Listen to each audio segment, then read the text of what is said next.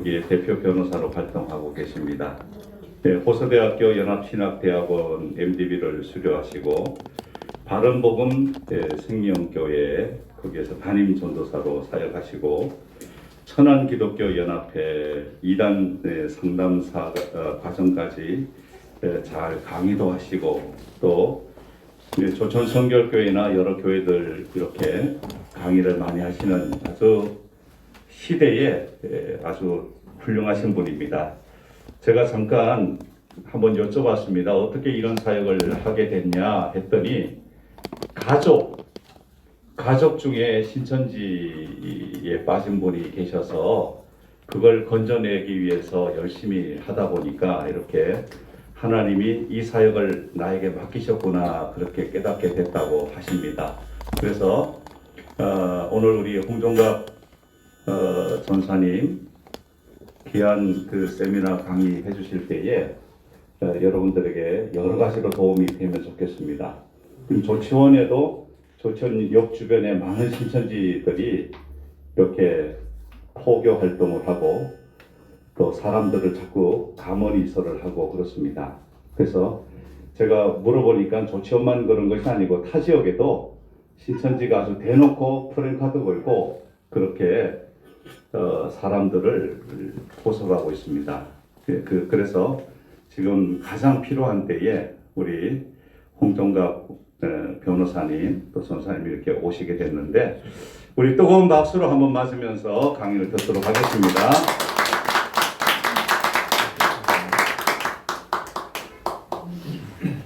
네, 감사합니다. 홍종갑 전도사입니다. 먼저 이렇게 세종시 교회 연합회에서 초청해 주셔서 너무 감사드리고요. 오늘 목사님들께 제가 좀 이 강의가 유익이 됐으면 좋겠습니다. 오늘 서두에 우리 총무 목사님께서 오늘 강의가 되게 은혜로울 것이다 이렇게 말씀하셨는데 사실 제가 그 말씀을 듣고서 제가 다른 말씀을 못 드렸어요. 왜냐하면 오늘은 은혜로운 말씀이 아니라 사실 여러분들 마음이 굉장히 무거우실 거예요. 우리 목사님들 마음이 굉장히 무거울 것입니다. 왜 그러냐면 이단 사역자들이 사실은 사실 많은 힘든 일을 함에도 불구하고 교회에서도 그렇고 많이 이렇게 환영을 받지 못하는 일 중에 하나입니다. 우리가 1955년부터 박태선 전도관이라고 들어보셨죠? 네. 무려 100만의 신도가 거기에 미혹이 돼서 이 극단적인 종말론에 빠져 있어서 가정이 파탄나고 많은 사람들이 고통을 겪었음에도 불구하고 한국 교회가 아무런 대응을 하지 못했다는 것이죠. 박태선 전도관으로부터 시작되어 있던 그 이단들의 미혹하는 교리는 너무나 단순하고 너무나 간단하고 계속해서 반복하는 역사였다는 거예요. 그런데 한국 교회에 이 많은 목회자들이 계심에도 불구하고 이 많은 교회가 있음에도 불구하고 도대체 한국 교회는 뭐를 했는지 정말 원망스럽기 그지없습니다. 이것은 피해자분들은 다 같이 공감하는 이야기일 거예요. 여기 계신 목사님들 가정에 교회에 피해가 없기 때문에 사실은 다들 나몰라라 하셨던 것이지 목사님 교회에 또 가족의 지인에게 또 성도분들 중에 누군가가 피해가 있었다라고 한다면 우리 목사님들도 가만히 계시지 못하셨을 거예요. 그런데 우리가 주일날 예배 때마다 우리 사도신경으로 날마다 고백합니다. 우리 교회는 우리가 공교회를 다 고백하고 있어요. 우리 성도님들한테 늘 그렇게 사도신경으로 고백하도록 목사님들이 권면하시고 또 그렇게 행하고 있습니다. 그런데 실제는 어떻습니까? 한국 교회가 전부 다 개교회주의로 흘러가고 있어요. 개교회주의로 흘러가서 우리 교회만 안 밟히면 되지. 우리 교회만 이렇게 하다 보니까 옆에 교회가 신천지의 쑥대밭이 돼도 그냥 나몰라라 하고 있는 거죠. 참으로 안타까운 현실이 아닐 수가 없습니다. 1955년부터 시작했는데 지금 2022년이에요. 도대체 이 긴 세월 동안 한국교회 뭐 하고 있었습니까? 저 같은 피해자들을 누구 하나 도와주시는 목사님 계셨습니까? 아무도 없었다는 거예요. 어느 누구도 제가 피해를 당해서 어디 가서 호소할 데가 없는 거예요. 이것이 한국교회 현실이라는 것이죠. 이것은 우리 전체 교회가 정말 반성하고 참 이 우리가 피해자들 앞에서 정말 한국교회가 사죄를 해야 되는 그런 입장이 아닌가 생각이 듭니다. 우리가 날마다 공교회를 고백하면서 개교주의로 흘러가서 같은 교회가 신천지의 또 다른 이단의 짓밟힘에도 불구하고 그 이단들에게 대응하지 못하는 한국교회의 현실을 보면서 오늘 적어도 이 자리에 모이신 목회자분들이라도 진지하게 회개하시고 반성하시는 이런 계기가 됐으면 좋겠습니다. 지금 신천지가 얘기하는 게 뭡니까? 신천지가 얘기하는 것 중에서 구구절절이 옳은 얘기가 너무 많아요. 기성교회 목사님들 회개하시고 반성하십시오. 맨날 이 얘기를 유튜브에서 떠들고 있어요. 물론 내용이 다르죠. 그런데 이것은 제가 진짜 한국교회 목회자들에게 하고 싶은 이야기입니다. 그러니까 얼마나 신천지 이단에 대한 피해자들을 방치했고 그들을 이렇게 이 굉장히 고통 속에서 내버려두고 한국교회가 이렇게 있었는지를 우리가 이 시간 한번 생각해 볼 필요가 있다는 겁니다. 교회마다 다 써 있습니다. 신천지 출입 금지. 일면에 보면 법률적인 측면에서는 타당한 측면이 있는 거예요. 그런데 목회적인 측면에서 보게 되면 저는 그걸 볼 때마다 굉장히 가슴이 아픕니다. 신천지 성도들도 다 회개하고 나와서 우리와 같이 하나님의 백성이 될 수 있는 사람들이거든요. 근데 교회가 누가 교회를 온다는데 교회가 사람을 출입 금지시킨다? 이게 과연 가능한 이야기냐는 거죠. 더군다나 지금 우리의 현실적인 목회를 보면 누군가가 신천지 교회에 빠졌다. 그러면 교회에서는 그 가족까지 다 내치는 경향이 많습니다. 이것이 한국 교회가 할 일입니까 이게? 이게 너무나 무거운 책임감을 느끼는 현실이 아닐 수가 없습니다. 사실 이제 저희 가정도 이제 그런 피해를 당했던 케이스 중에 하나인데 가족이 하나 신천지에 빠져 있으면 나머지 가정들도 신천지가 아님에도 불구하고 다 같이 의심을 받아요. 그렇기 때문에 교회에서는 그들을 다 내칩니다. 그로 인해서 교회에서 상처받아서 다시는 신앙을 회복하지 못하는 이런 사람들이 너무 많습니다. 목회자분들이 늘 외치시죠. 한 영혼이 천하보다 귀하다고. 정말 그런 마음으로 신앙 목회를 하시는지가 제가 묻고 싶을 정도로 그렇게 한국교회는 나약하고 체질이 아주 약해 빠져있기 그지없습니다. 이것이 현실입니다. 이 얘기를 하고 싶어서 제가 오늘 이 자리에 온 것인데 굉장히 벌써 소도부터 마음이 굉장히 무거우시죠? 이것이 근데 한국교회의 현실이라는 거예요. 신천지에 짓밟혀도 아무 할 말이 없을 만큼 그렇게 나약한 신천지에서 그 신천지 교인들을 2명씩 해서 바벨 탐방이라는 걸 보내고 있었습니다. 이제 코로나 터지기 전에 바벨 탐방이라는 게 뭐냐면 2명씩 짝지어서 교회마다 다니면서 목사님하고 이 교리 논쟁을 시켜보는 거예요. 그러면 대부분 목회자들이 다 이 꽁무니를 뺀다는 겁니다. 그걸 보면서 야 우리가 진짜 진리를 가졌구나. 목회자마다 다 우리 앞에 나오는 사람이 없구나. 이렇게 해서 자기들이 가지고 있는 우월감을 고취시키는 그런 말도 안 되는 일을 벌이고 있고 또 그 말도 안 되는 일에 한국의 목회자들이 농락을 당하고 있다는 것이죠. 자 여기 지금 제가 보니까 세종시에도 지금 신천지 교회 마띠아 지파에서 이렇게 지금 이만희 총회장이 뭐 여러 가지 되도 않는 말 뭐 써서 보내서 공개 토론 하자 아니면 뭐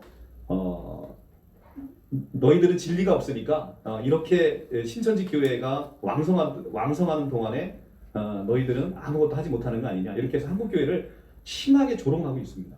그런데 이렇게 조롱을 받고 있는 동안에 도대체 한국 교회 뭐 했냐는 거예요. 답답하기 그지 없습니다. 그래서 제가 하도 답답해서 지금으로부터 이제 한 10년이나 한 8년, 10년, 9년 정도 됐을 거예요. 혼자 신천지 교리를 아무것도 없는 정보 속에서 그거 하나하나 찾아가면서 연구를 하기 시작했습니다. 도무지 아무도 도와주시는 분이 없어서, 아무도 아는 목회자가 없어서. 그래서 이제 제가 잘하는 건 공부밖에 없잖아요. 그러니까 퇴근하자마자 계속 공부하는 거예요. 신천지 교리를. 그런데 평신도가 성경을 한 번도 본 적이 없는 평신도가 신천지 교리를 보면 뭐 알겠습니까? 우리 교리부터 먼저 알아야지. 저도 잘못하다 미혹된다는 겁을 먹게 되는 거죠. 아무것도 모르니까. 그래서 처음부터 이제 다시 저도 이제 신학 공부부터 이제 먼저 하고 신학 공부하면서 신천지 교리를 다 찾아가면서 그걸 다 연구하니까 공부 잘하는 제가 해도 4년이 넘게 걸리더라고요. 4년이 넘게 해서 신천지뿐만 아니라 하나님의 교회, 대한민국에 나타나는 모든 이단들의 공통된 성향을 다 분석을 해서 1시간 반 정도 분량이면 모든 목회자들이 다 숙지할 수 있도록 제가 자료를 다 만들어서 드리고 있어요. 누구도 그거 보면서 고생했다라고 얘기하시는 분 단 한 분도 없어요. 그러니까 안 보신다는 얘기죠. 아무리 줘도 안 본다는 얘기예요. 현실 우리 교회에 지금 신천지 피해자가 생기면 그때 가서 뭔가 그 뒤늦게 한번 거들떠볼까 안 보시는 거예요. 각자들 하시는 일이 너무 바쁘시니까 각자들의 목회 방향이 너무나 다른 곳의 방향들이 다 있으니까 안 보신다는 겁니다. 그런데 사실은 가장 기본이 되는 것은 내가 우리 양을 지켜야 되는 게 가장 기본 아니겠습니까? 양을 일단 지키고 나서 그 다음에 뭔가를 우리가 목양을 해야 되지 않겠습니까? 내 양도 못 지키고 내 양도 다 뺏기는데 무슨 목양을 하겠습니까? 이제 이것이 한국교회의 현실이었다는 거예요. 그러니까 저 같은 사람들 이렇게 한 번 초대하고 나면 2번 이상 초대 안 합니다. 어느 교회든 2번 이상 초대 안 합니다. 하도 아파서 하도 쓴소리를 많이 해서. 그런데 신천지가 이야기하는 것들 중에 구구절절히 옳은 얘기들이 너무 많다는 거예요. 그래서 신천지가 물론 대한민국의 한국교회에 끼친 악영향이 너무나 지대하게 크죠. 그래서 제가 최전방에서 신천지와 싸우고 있는 것이거든요. 그런데 반면 신천지가 한국교회에 정말 끼친 좋은 영향들이 너무 많다는 거죠. 구구절절이 옳은 얘기, 우리가 그 얘기를 잘 듣고 반성해야 될 얘기들이 너무 많다는 겁니다. 그래서 오늘 이제 이 얘기를 이제 서두에 꺼내면서 한국교회가 얼마나 우리가 서로에 대해서 공교회로서 날마다 고백하는 사도신경에서 얼마나 멀어져 있고, 그리고 또 우리가 얼마나 개교주의로 흘러가고 있고, 얼마나 우리가 영혼에 대해서 정말 말 한 영혼이 천하보다 귀하다고 얘기하는데 대형 교회에서 단체로 거의 100명 이상 단위로 신천지에 추수돼가지고 넘어가는데도 도대체 아무런 대책이 없는 거예요. 이것이 말이 되는 얘기입니까? 자기의 어린 양들이 다 100명 이상씩 빼앗겨 나가는데 한국교회가 관심이 없다? 도대체 무엇을 보고 목회를 하는지를 제가 묻고 싶을 정도로 참으로 답답하고 정말 안타까운 현실이 아닐 수가 없습니다. 혼내는 건 여기까지 하겠습니다. 네, 혼내는 건 여기까지 하고요. 자, 이렇게 된 원인, 이단들이 양산이 되는 데는 한국교회의 그 복음에서의 멀어져 있는 현상에서 편승해 있다고 보시면 될 것 같습니다. 그러니까 한국교회 교인들이요, 목회자분들은 너무나 쉽게 당연한 거 알고 있는 것이 우리 평신도회들에게 접근이 안 돼 있다는 거예요. 설명이 안 돼 있다는 거예요. 우리가 이제 학창 시절을 한번 생각해 보시면 시험 보지 않았습니까? 기출 문제를 열심히 풀어요. 그런데 공부 잘하는 학생은 기출 문제를 변형했을 때 변형된 문제를 어떻게 푸는지까지를 공부를 합니다. 기출 문제를 아무리 많이 봤는데 살짝 변형해서 나오게 되면 그 문제를 틀리게 돼요. 바로 우리 한국교회 교인들이 이단에 미혹되는 포인트가 바로 거기에 있다는 거예요. 너무 쉬운 건데 우리가 제대로 가르쳐주지 못하고 그 변형된 걸 제대로 알려주지 못하는 거예요. 예컨대 이런 거예요. 여러분들 그 목사님들 가셔서 교회마다 다 테스트 한 번씩 해보시기 바랍니다. 질문을 합니다. 여러분들 예수 그리스도가 하나님의 아들이십니까? 하나님이십니까? 이렇게 성도분들에게 질문을 한번 해보시라는 거예요. 우리의 고백은 너무 간단하잖아요. 하나님의 아들이시면 하나님이십니다. 이 고백이 나와야 되잖아요. 이 고백을 하는 성도님들이 거의 없다는 거예요. 목사님이 질문하면 2개 중에 하나 선택해야 되는데 예수 그리스도는 하나님의 아들인 건 너무 뻔하니까 하나님의 아들이요. 이렇게 대부분 다 답을 한다는 거예요. 그럼 예수님이 하나님 그럼 아니십니까? 라고 하면 그때부터 머리에 지진이 나는 거예요. 그러면 힘들게 예수님이 하나님 되심을 고백한다 치자고요. 그러면 예수님이 천지를 창조한 창조주십니까? 라고 하면 또 머리가 멍해지는 거예요. 예수 그리스도의 하나님 되심을 힘들게 고백하더라도 예수님의 창조주 되심도 고백을 못하는 게 우리 한국교회 현실이라는 거예요. 너무나 많은 성도님들. 이것만 알면 이단에 미혹될 일이 없어요. 이 하나의 주제만 알면. 그런데 우리가 창세기 1장 1절에서 대초에 하나님이 천지를 창조하시니라. 누구나 다 아는 성구예요. 이걸 모르는 사람이 없습니다. 하나님이 천지를 창조하셨네? 그러면 하나님이 창조주시란 얘기잖아요. 1장 1절에서 하나님이 천지를 하셨네 라는 성구에서 하나님이 창조주라는 등식을 뽑아내지 못한다는 거예요. 우리 성도님들이.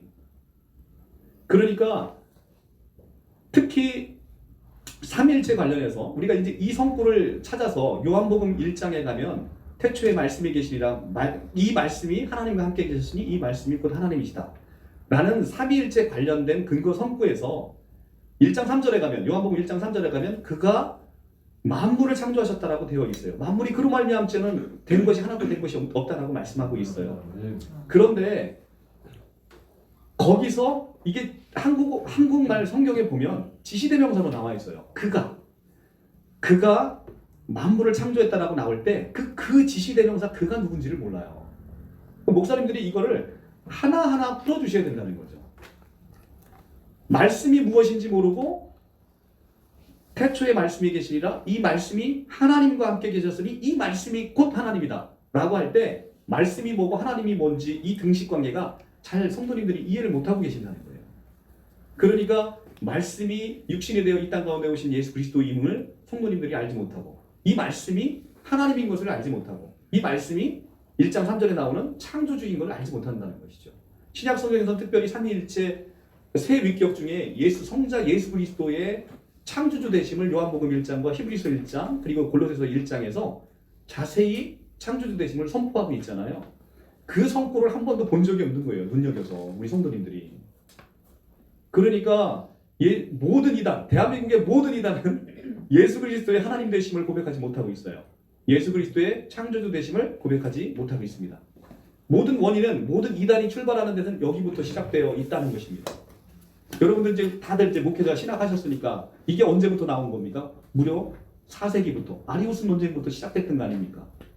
4세기부터 시작됐던 아리우스 논쟁이 아직까지도 한국교회 성도님들에게는 너무나 먼 산이라는 거예요. 너무나 먼 산. 예수님이 하나님 되심을 고백하게 되면 그분을 끌어내릴 수 없잖아요. 하나님 되신 분을 어떻게 끌어내려요? 근데 말씀이 육신이 되어 이 땅 가운데 오신 예수님은 육신을 입고 오니까 만만한 거예요. 그분을 자연스럽게 끌어내려요.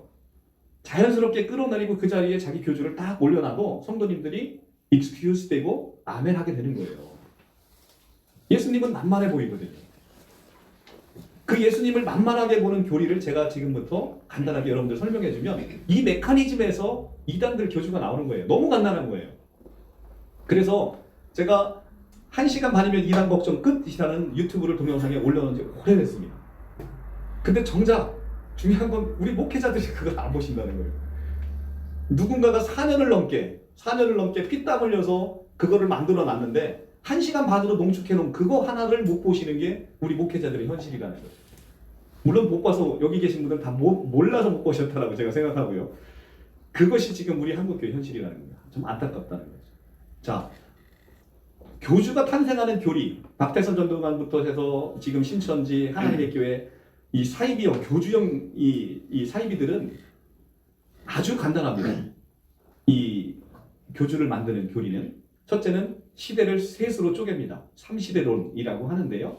구약 시대, 신약 시대, 그 다음에 신천지 같은 경우는 이제 계시록 시대, 그 다음에 통일교 선미 시대, 성약 시대 이렇게 시대를 3시대로 구분을 합니다.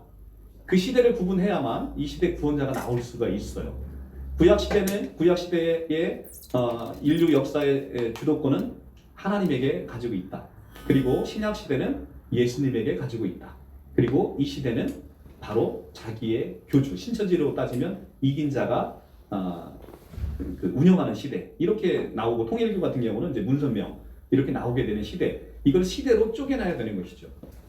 그런데 기독교는 구약이든 신약이든 오실 메시아 한 사람에게 다 집중되어 있잖아요. 오실 구약의 모든 위대한 우리의 믿음의 선진들도 다 오실 메시아를 바라보고 있지 않습니까? 이 메시아 예수 그리스도로 말미암아 우리는 BC와 AD를 나누잖아요.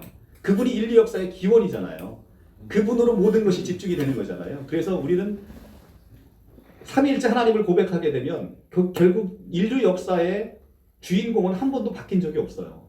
그런데 이렇게 3시대론으로 쪼개놓다 보니까 구약은 하나님, 신약은 예수님, 지금은 예수님이 부활 승천해서 안 계시니까 누군가가 그 역할을 해야 될 거 아니겠습니까? 이렇게 이야기하면서 지금 이 시대는 자기의 교주 이렇게 나오게 되는 이 3시대론을 여러분들이 이단들이 쓰고 있는 방법이고요. 또 하나 여기 이 3시대론에 시대별 구원자론이라는 교리가 있습니다. 딱 이 두 가지 교리로 사람 자기의 교주를 우상화하고 재림 예수로 그리고 또는 하나님으로 이렇게 섬기게 되는 이론이 이제 시작이 되는 거예요. 우리가 이제 성경에서 위대한 인물들이 있다라고 이제 이거는 이제 신천지 교리입니다. 이제 제가 우리 여기는 그럴 일이 없을 텐데 교회에서 가끔 강의하면 제가 이렇게 신천지 교리를 쏙 얘기해요. 그러면 성도님들이 아멘 하십니다. 그러니까 이게 참으로 아이러니죠. 자, 최초의 사람 아담이 있습니다. 그다음 노아가 있어요. 아브라함이 있습니다. 모세가 있고요. 여호수아가 있습니다. 그리고 예수가 있어요. 그리고 이게 지금 모든 이단들이 자신의 교주를 우상화 만드는 교리예요. 아담이 있었고 아담 시대에는 아담이 이 시대의 대표 선수로 이 시대의 구원자였다. 노아 시대는 노아를 통해서 8식구가 구원을 받은 노아 시대는 노아의 8식구를 구원하신 하나님의 역사에 따라서 노아를 구원자로 세우셨다. 아브라함 시대는 아브라함을 통해서 온 민족을 구원하고자 하는 하나님의 역사를 시작했다. 모세 시대는 모세를 통해서 이스라엘 백성들을 출애굽시키는 놀라운 구원의 역사를 시작했다. 자, 여호수아 시대는 여호수아를 통해서 이렇게 구원의 역사를 펼쳐갔다. 자, 여기까지 보면 뭐 그냥 그럴듯 우리가 익스큐스해서 뭐 정확하진 않지만 그렇게 받아들일 수 있는 내용이란 말이에요. 그러니까 성도들이 이렇게 딱 설명하면 아 맞아. 그리고 특별히 노아나 모세의 경우에는 출애굽 사건과 노아의 방주 사건과 이 출애굽 사건을 통해서 실제로 구원하는 역사들이 성경에서 자세히 나오게 되죠. 그러니까 너무 간단하게 이것을 성도님들이 익스큐스 합니다. 그리고 교묘하게도 예수님을 요 선상에 같이 놓는 거예요. 그러면 신약 시대, 여호수아 시대 끝나고 신약 시대는 예수님을 통해서 인류 역사를 구원하셨다. 자, 언뜻 보면 맞는 얘기 같아요. 그리고 예수는 지금 십자가에 죽으시고 부활 승천하셔서 지금 이 땅에 계시지 않는다. 하나님은 이렇게 사람을 들어 육을 들어 역사하신다. 그렇기 때문에 지금 예수께서 부활 승천하셨기 때문에 이 시대에 구원자가 필요하다. 라고 하면서 그동안 이제 가르쳤던 여러 교리를 이제는 짬뽕해서 이 시대 구원자는 이긴 자이신 이만희 총회장이다. 이렇게 교리가 펼쳐나가는 거예요. 이건 뭐 목사님들한테는 너무 쉬운 얘기잖아요. 그런데 여기에 놀라운 함정이 있잖아요. 놀라운 함정. 예수 그리스도를 이 선상에 같이 놓아버렸다는 거예요. 우리는 어떻게 그림을 그려야 됩니까? 우리는 그림을 이렇게 해서 정점인 예수 그리스도를 여기다 놓고 이 사람들을 뭐 시대별 구원자라고 치더라도 이 밑에다 다 놓고 모든 사람이 이렇게 바라보도록 이렇게 만들어야 되잖아요. 그런데 교묘하게 예수를 이 선상에 놓는 거예요. 왜냐면 말씀이 육신이 되어 이 땅 가운데 오니까 우리랑 똑같은 모양으로 오니까 만만해 보이거든요. 바로 함정은 같은 선상에 이들과 같은 선상에 예수 그리스도를 놓게 된다는 거죠. 그런데 예수 그리스도를 이 같은 선상에 놓는 이유는 아까도 말씀드렸지만 예수 그리스도께서 하나님이 되시면 이 자리에 놓일 수 없는 건 그냥 신천지에 미혹된 성도들도 알기 때문에 예수 그리스도를 당연히 하나님으로 고백하면 안 되는 것이죠. 예수 그리스도를 창조주로 고백하면 안 되는 거예요. 끌어내릴 수가 없잖아요. 예수님은 하나님이신데 예수의 영이 자기에게 임했는데 그럼 자기가 하나님이란 얘기잖아요. 그러니까 자기가 하나님의 능력을 행할 수 없으니 자연스럽게 예수 그리스도는 하나님 되시면 안 되는 거예요. 이들의 교리에 의하면. 그냥 이들의 교리는 이겁니다. 예수라는 한 사람이 있었어. 2000년 전에. 예수라는 한 사람이 있었는데 그 한 사람에게 하나님의 영이 임하신 거예요. 하나님이 영이 임해서 사람인 예수가 하나님처럼 된 거예요. 그러니까 그러면 하나님의 영이 지금 누구에게 임한 거예요? 이만희 총회장에게 임하면 사람인 이만희 총회장이 하나님의 영으로 역사한 예수처럼 그렇게 이 시대의 구원자의 역할을 할 수 있다라는 것이 신천지 교리예요. 이게 전부 다입니다. 이게 전부 다예요. 이 목사님들에게 이게 어려운 거냐고 이게 너무 쉬운 거잖아. 너무 쉬운 거. 근데 이것에 대한 교육이 안 돼 있다는 거죠. 이거에 대한 교육. 그래서 예수 그리스도를 우리 아리우스 논쟁이 그래서 굉장히 중요한 거예요. 이 예수 그리스도께서는 본질이 하나님의 본체시고, 그죠? 본질이 하나님의 본체시고 하나님 되시고 하나님의 본성을 갖고 계시고, 그래서 우리가 동일 본질이라는 호모오시우스라는 이 개념을 신천지가 전혀 이해를 못하는 거예요. 그러니까 신천지를 만나면 이렇게 얘기를 합니다. 이제 우리가 삼위일체를 이제 이야기를 하면 첫째는 딱 질문이 두 가지가 나와요. 삼위일체가 성경에 있느냐? 이렇게 물어봐요, 목사님들한테.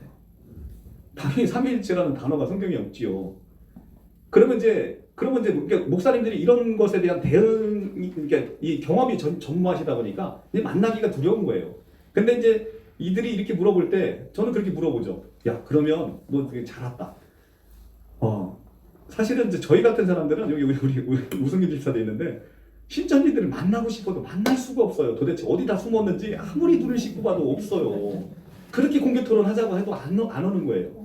그러니까 자기들 교리를 조금만 알면 다 무서워서 숨어버리고, 자기들 교리를 전혀 모르는 목사님들 만나면 아까 바벨 탐방 보내서 교인들 자기들 보내서 목사님들 뒤로 도망가는 거 보면서 조롱하고 자기들의 교리가 우월하다라고 이렇게 교인들에게 심어주는 아주 비열한 짓을 하고 있는 거죠. 근데 제가 물어봅니다. 삼위일체가 성경에 단어가 없어. 그래, 성경에 없어. 그러면 니네가 얘기하고 있는 이긴 자 성경에 있어 없어? 그러면 한참 고민해요. 이긴 자 있어요. 그럼 어디 찾아봐. 그러면 이제 요한계시록에 있는 이기는 자를 찾았어요. 거기는 이기는 자로 되어 있지 이긴 자로 되어 있지 않잖아. 이게 우리가 반문을 합니다. 이제 그러면 이제 그 다음부터 이제 이 사람이 뭔가 좀 아는 것 같으니까 이제 꼬리가 싹 내려가요. 우리가 이제 삼위일체라는 것에 관해서도 이제 신천지가 이제 이야기하면 첫째는 성경이 없다. 또 하나는 아버지면 아버지고 아들이면 아들이지 어떻게 아들이 아버지가 되냐, 이렇게 이제 신천지가 질문을 해요. 그러니까 우리가 삼위일체를 얘기할 때 아들이 아버지다라고 우리가 주장한다라고 신천지가 오해를 하는 거예요. 그러니까 우리는 한 번도 아들을 아버지라고 얘기한 적이 없잖아요. 아버지가 계시고 아들이 계시고 성령이 계시고 이 삼위 하나님이 한 분 하나님이다라는 고백을 하는 거잖아요. 근데 이 삼위일체에 대한 이해를 부족하니까 그것에 대해서 이제 신천지가 이렇게 교묘하게 이 신천지의 사고 방식에는 그게 이해가 안 되는 거예요. 그런데 이제 이런 이해가 안 되는 방식은 우리 성도님들이 다 똑같이 안 되고 있다는 거예요. 그렇기 때문에 우리 성도님들이 신천지의 교리에 이걸 들었을 때 그래 맞아.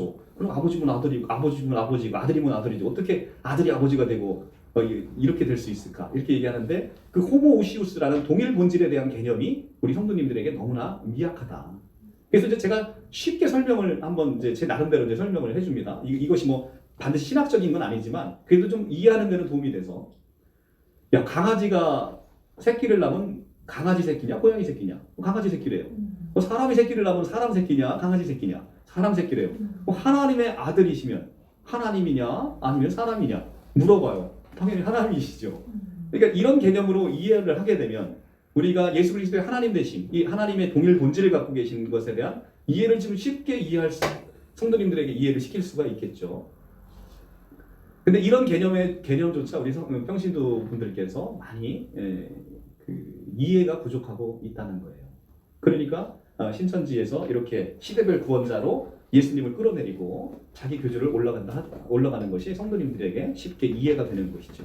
자, 3시대론과 시대별 구원자론, 이 교리에 의하면 자기 교주가 어떻게 이 시대 구원자가 되고 예수님이 임하게 되고 또 하나님이 되는지 이런 교리를 통해서 이제 자세히 나타나게 되는 것이죠. 그러면 어떻게 보면 교리적으로 보면 안상홍 증인의 하나님의 교회 이제 가다 보면 굉장히 그 예배당이 크잖아요. 하나님의 교회는 교리적으로 보면 맞아요. 왜냐하면 장길자 안상홍이 하나님이고 장길자가 여자 하나님이라고 하니까 교리적으로 보면 그들은 맞는 거예요. 하나님이 아니어서 틀린 것이죠, 결국은. 그러니까 근데 신천지는 교리 자체로 틀린 것을 우리 성도님들, 우리 목회자분들께서 많이 놓치고 계신다는 거죠. 자, 우리 그 신천지의 이만희 총회장은 본인 스스로 본인이 하나님이 아니래요. 본인은 재림 예수가 아니래요. 그런데 이 시대 구원자래요. 이 황당한 논리를 성도님들이 아멘한다는 거예요. 근데 이것이 얼마나 교육이 안 돼 있는지 모르는 거죠. 이사야 43장 11절과 호세아 13장 4절에 가면 나는 여호와라 나 외에는 구원자가 없느니라 말씀하시죠. 근데 신약에서 마태복음 1장 21절에 왔더니 한 아이가 우리에게 낳는데 그 아들이 자기의 백성을 그들의 죄에서 구원할 구원자라요. 구약과 신약이 통틀어서 일맥상통하려면 어떤 결론에 도달해야 되는 거예요? 3단 논법에 의하면 예수 그리스도는 여호와시다 라는 것이 고백이 돼야 되잖아요. 그런데 예수님이 그러면 예수님이 우리의 구원자가 될 수 있는 것은 첫째는 그분이 여호와이시기 때문에 그분이 하나님 되시기 때문에 그분이 구원자가 될 수 있지요. 그래야 아담부터 이 종말의 세계에 오는 마지막 영혼까지 구원받을 수 있는 가능성이 생기지 않겠습니까? 시공간을 초월해야 되니까. 그리고 예수 그리스도는 참 인간이셔야 되죠. 그래야 재물 적격이 있지 않겠습니까? 이 두 가지의 하나님 되시고 인간 되는 참 신성과 인성을 같이 가지셔야 되는 기본적인 것을 놓치고 있는 거죠. 하나님이 스스로 아니라고 이야기하는 작자는 그 자체의 주장 자체에 의해서라도 구원자가 될 수 없잖아요. 기독교 예수교에서는. 그것조차를 지금 성도님들에게 교육이 안 돼 있다는 거예요. 누군가가 내가 하나님이야 라고 이야기를 하면 논리적으로는 그럴 수 있죠. 내가 하나님이면. 그렇죠? 그런데 하나님이 스스로 아니라고 하는데도 그 사람을 이 시대 구원자로 보고 있다는 거. 이것은 참 놀라운 참 놀라운 우리 교육 수준이 너무나 이게 참 안타까운 수준이 아닐 수가 없어요. 우리 공기가 좀 탁하니까 좀 문을 조금씩 열 수 있으면 열어주시면. 저기 말고 저기는 뒤에를 열어요. 거기 열지 말고 소음 때문에 목사님 뒤에 두 개를 다 열시면 돼요.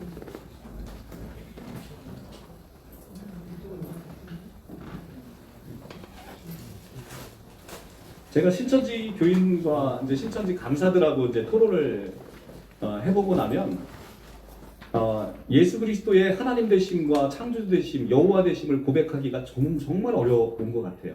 이게 이제 아까도 이제 말씀드렸지만 4세기 아리우스 논쟁부터 시작했던 그 논쟁의 종지부를 찍은 지가 벌써 꽤 오래됨에도 불구하고 우리는 아직까지 예수 그리스도의 하나님 되심과 창조주 되심, 여호와 되심을 고백하지 못하는 우리 성도님들이 너무 많으시다. 그래서 그 부분을 다시 한번 강조를 드리고요. 논리적으로 보면 안상홍 증인회는 그래도 본인 스스로가 하나님이라고 하니까. 근데 이제 이만희 총회장이 하나님이라고 얘기하지 못하는 데는 딱 이유가 있죠. 하나님과 같은 능력을 행할 수 없으니까 온 세상 사람들로부터 사입이라는 비난 이걸 받고 싶지 않은 거예요. 그러니까 교묘하게 이제 그 교리를 이제 피해가는 것인데 우리가 하나님 되시지 않으신 분이 이 시대 구원자라고 이야기하는 것 자체가 우리는 예수교가 아니라는 거죠. 그래서 저는 좀 안타까운 게 그런 거예요. 우리는 예수교잖아요. 여긴 다 예수교잖아요. 예수교는 유대교에서 출발해서 성부 하나님만 계시는 줄 알았던 유대인들에게 있어서 성자 하나님을 경험하고 부활한 예수님을 만나보고 나니까 이분이 하나님이셨네 라는 고백에서 출발한 거 아니겠습니까? 오순절 성령 강림 사건을 통해서 성부 하나님과 성자 하나님과 성령 하나님이 계시고 이 셋 하나님은 한 하나님이라는 고백 위에 우리가 출발한 게 예수교란 말이죠. 그런데 누군가가 그 고백을 하지 않는데 예수교라는 명칭을 써요. 그러면 저는 왜 목사님들이 왜 그런 생각을 못 하시는지 모르겠어요. 교회들이 다 연합해서 예수교를 쓰지 못하도록 우리 예수교를 쓰는 사람들의 요건을 만들어서 예수교를 쓰지 못하도록 우리가 어떤 조치를 해도 한번 강구해 볼 생각들을 아무도 못 하시는 것 같아요. 그리고 신천지가 추수발전도로 해서 자기 교회가 쑥대밭이 돼요. 누구 하나 고소고발을 할 생각은 아무도 못 하세요. 자기 교인이 미혹해서 모략전도로 전도돼서 자기 교회가 피해를 입었는데 누구 하나 법적으로 도움을 받으실 생각을 아무도 못 하시고 그냥 부끄러워서 교회 쉬쉬하고 넘어가시는 거예요. 그러니까 우리 교회만 넘어가게 되면 괜찮겠지라고 하는데 또 옆교회가 밟히는 거죠. 계속해서. 왜 목사님들께서 그렇게 교회에 대해서 교회를 피해를 당하고 있음에도 방치하고 있는지 모르겠습니다. 여기 우리 우집사가 다니는 교회에 신천지 성도분들이 떼거지로 몰려와서 이제 시위를 하고 소란을 피워서 제가 형사 고발을 해서 형사 처벌시키고 그리고 신천지 교회로부터 500만 원 배상 판결을 받아갖고 줬습니다. 그 이후로는 일절 이제 다시는 못하게 되는 거죠.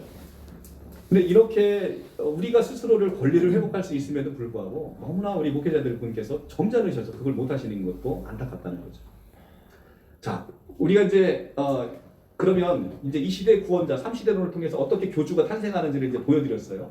그런데 그러면 이제 막상 이제 처음부터 이렇게 이야기하면 성도님들이 미혹이 안 될 거 아니겠어요. 그러면 도대체 이들을 어떻게 미혹을 시키느냐?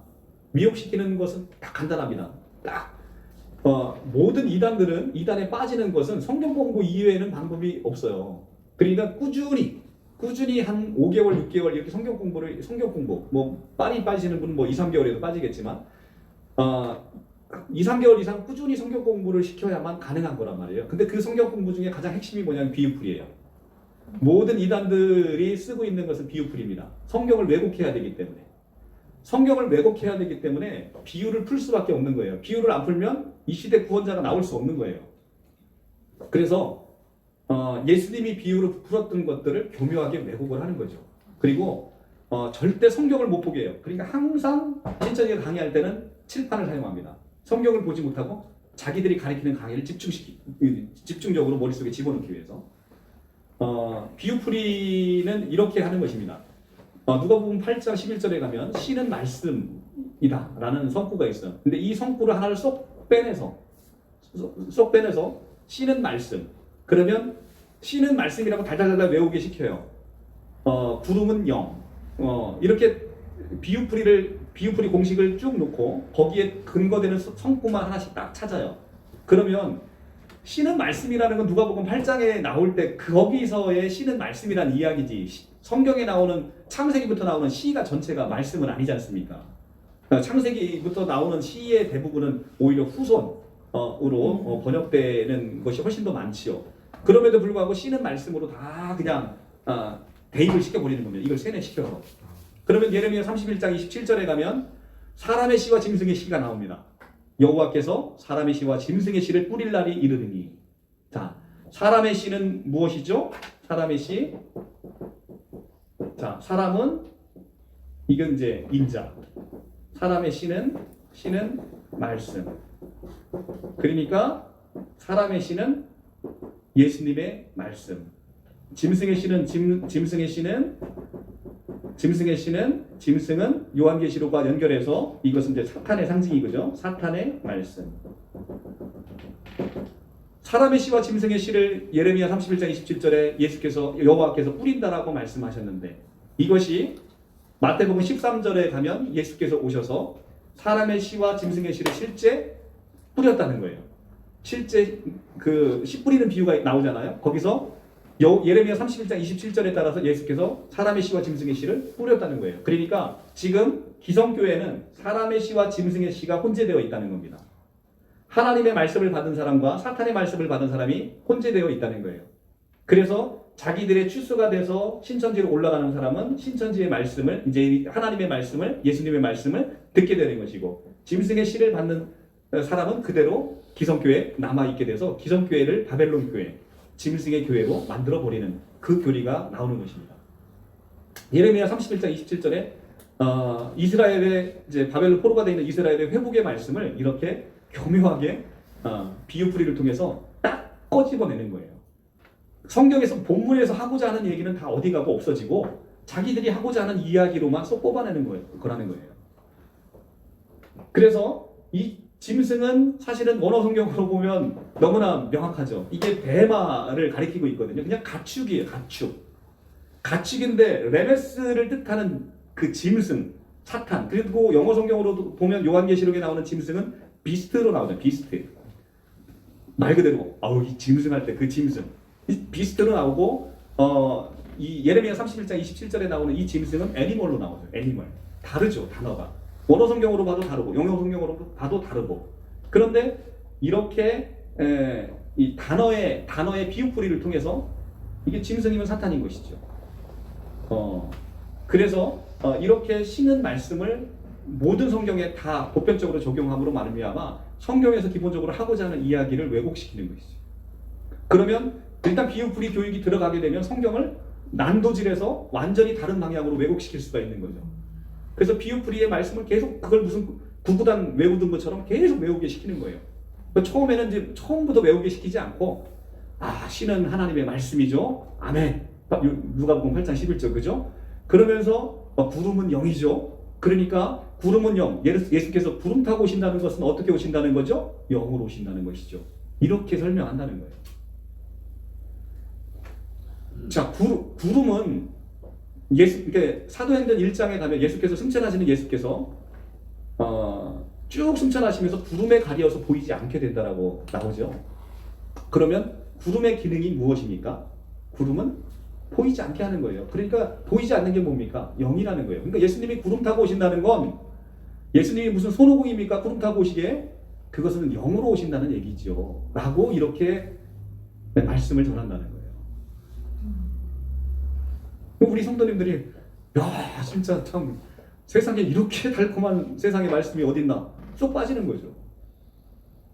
그러니까 구름 타고 온다는 것에 대한 부분을 그러니까 이 신천지의 교리는 당연히 예수님이 구름 타고 오셔서 이게 영으로 온다고 비유풀이를 하니까 예수님의 부활은 반드시 영의 부활이어야 되는 것이죠. 그들은 몸의 부활을 고백하고 있지 못하고 있습니다. 구름 타고 온다는 것의 타고라는 것은 헬라어 메타라는 것은 여러분 다 알다시피 함께라는 뜻이죠. 함께라는 뜻을 가지고 있는데 구름 타고 온다는 것은 구약의 이게 성경에서 요한계시록은 특별히 스가랴부터 시작해서 우리가 이제 이 다니엘서부터 시작해서 많은 구약 성경을 인용해서 거기에 상징들을 사용하고 있습니다. 거기에 그가 구약 성경과 같이 이해하지 않으면 요한계시록은 이해할 수가 없잖아요. 그런데 그것의 구약 성경을 다 무시해버리고 그러니까 구름이라는 것은 여호와의 영광을 상징하고 여호와의 임재를 상징하고 여호와의 권능을 상징하는 거잖아요. 그러니까 예수께서 시편에서 나오는 그 여호와의 권능, 여호와의 영광이 구름 속에 있도다라고 하고 있는 이런 시편의 말씀들, 이런 말씀들은 다 도외시하고 그래서 우리는 예수께서 다시 오실 때 구름 타고 오신다는 건 영광 중에 오신다라는 표현, 그림 언어인 것인데 그것을 무슨 실제적인 이야기로 오해를 해서 예수님이 무슨 손오공이냐 구름 타고 오시게 이렇게 이야기를 한다는 거예요. 그러니까 성도님들이 보니까 그래 무슨 구름을 어떻게 손오공도 아니고 어떻게 구름을 타고 오셔 이게 영으로 오신다는 이야기구나 이렇게 생각을 한다는 것이죠. 이렇게 비유풀이를 통해서 성경의 전체의 말씀을 싹 다 왜곡을 시킨다는 것입니다. 재밌으신가요? 네. 그러니까 이런 방식으로 이제 성경을 왜곡해서 신천지에서 말씀에 흥미를 느끼게 하고 말씀에 흥미를 갖게 되면 이제 고등으로 이제 쭉 올라가게 되면 이제 이 시대 구원자에 관한 이제 그런 교리들이 나와서 이만희 총회장을 이 시대 구원자로 만들어 버리는 것이죠.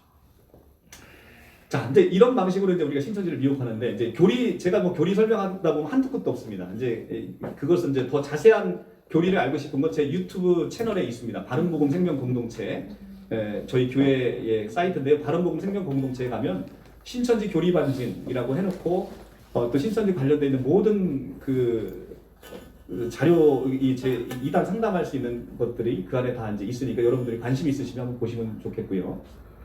그러면 이제 오늘 이제 강의를 길게 하면 안 되니까 제가 여러분들 이제 모이셨으니까 우리 세종 교회 연합회 너무나 그 귀한 분들 오셨고 또 초대해 주셨는데 제가 이제 당부의 말씀을 이제 드리고 싶습니다. 우리가 그럼 어떻게 신천지를 어떻게 대처할 것이냐. 근데 이것이 이제 오늘의 이제 포인트인데요. 첫째는 그래도 이제 제가 제 강의를 들으신 분들은 교회에 신천지 출입금지라는 걸 일단 떼셨으면 좋겠어요. 첫째, 다 떼셨으면 좋겠어요. 그럼 어떻게 나중에 피해를 당하면 어떻게 구제를 해주냐? 제가 구제해드릴게요. 걱정하지 마시고 싹 다 떼주셨으면 좋겠고 대신 이렇게 바꿔주셨으면 좋겠어요. 신천지 교인들 환영합니다.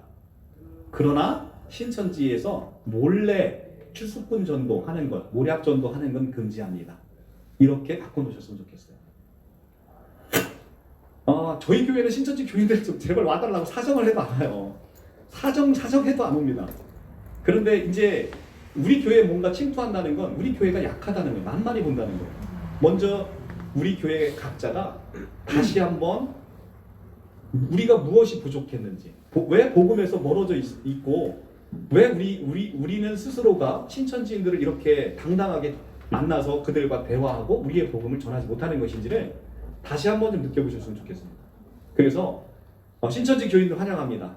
다만 교회 내에서 몰래 추수밭 전도 그리고 모략 전도를 금합니다라고 하시면